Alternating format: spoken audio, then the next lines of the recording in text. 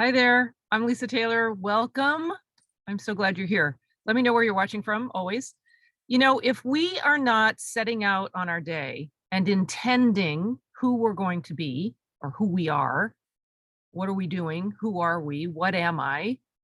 If we're not doing that, we're defaulting to that false ego's defenses. The false ego is that part of thought that believes that it is separate from, that identity is separate from the creator.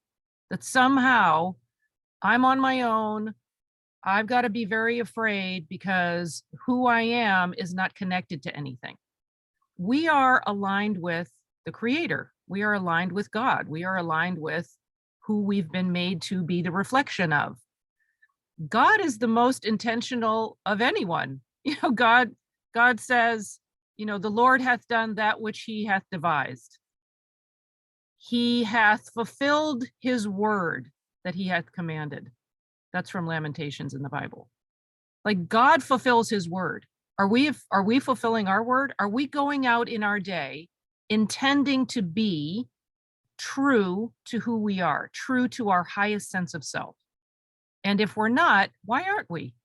If we're not, that false ego is going to swoop in and defend its sense of lack, its sense of I'm separate from, I need to be very afraid, all the fear-based thinking, all false ego, we're tempted to buy into that belief of who we are, but we don't need to go there.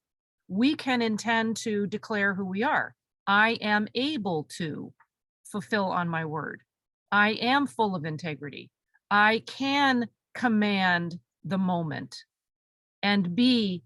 There's a thing that Mrs. Eddy says in her writings where she talks about, she answers the question, what am I? And Mrs. Eddy's the woman who wrote the book I quote all the time, Science and Health with Key to the Scriptures. This one's actually in a different book called Miscellany, where she talks about, I am able to impart truth, health, and happiness. And this is the rock of my salvation and my reason for being. Why is it the rock of her salvation? Well, first of all, I am able to. She's not saying, well, I hope I can, or I wish I could. I am able to.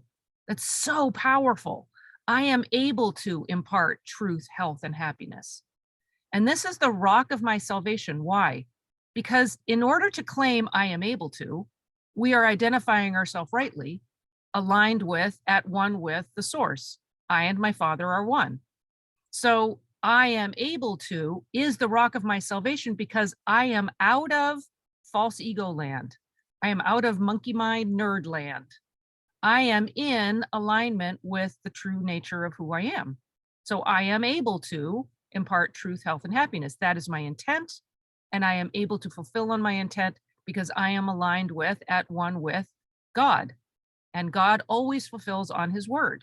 So therefore, I always fulfill on my word as the reflection of God. So if I'm not being intentional, I'm devolving to that false defense. But is there right defense? Yeah, there's definitely right defense. And actually, Mrs. Eddy has a lot to say about defending ourselves daily against aggressive mental suggestion. But how are we defending ourselves? Not by diving into the lie, by diving in and leaning on and walking in the truth. We can't not do something. This is like a phrase that I use all the time. You don't want to focus on what you don't want. You want to, because what you focus on expands. So you want to focus on, what am I able to do? What is my intent? What is the result I'm looking for? Who am I being? Not who do I not want to be? who do I don't want to be? Who do I not want to be? Who am I being? Who am I? What am I able to do? I am able to. Look at those I am statements. Plug in God for I, make a true statement, you got good. You got good gold there. Plug in God for I, and you don't have a true statement, chuck it. Like, get rid of that right away. Reverse it and state the truth. Don't keep declaring a lie about yourself. So intend to declare who you are. Intend to claim I am able to, and base it in the truth of your being. Don't base it in lies. and defend that. That's right defense. Defend that. I am able to defend the true nature of my being by declaring that I am able to express, be the individual that God has made me to be. I can't help but be that when I recognize that's the nature of my being. I can't help but be the reflection. Like, it's like you can't look in the mirror and not see a head. Like your reflection can't decide, oh, my head's not gonna appear today. Or like your right arm is gone. Like your reflection can't choose, it's not going to be the reflection of you any more than we can choose to not be the reflection of God. We are made in his image and likeness. Anyway, it's like I crack myself up.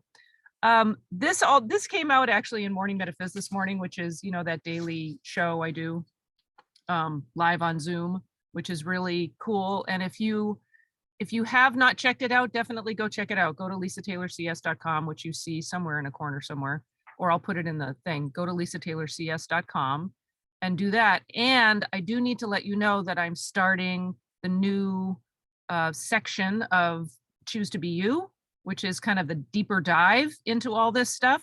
If you're interested in that, go to lisataylorcs.com and just fill out the interest form and see what it's all about, and you can find out there. But I just love this stuff. Clearly, I love this stuff.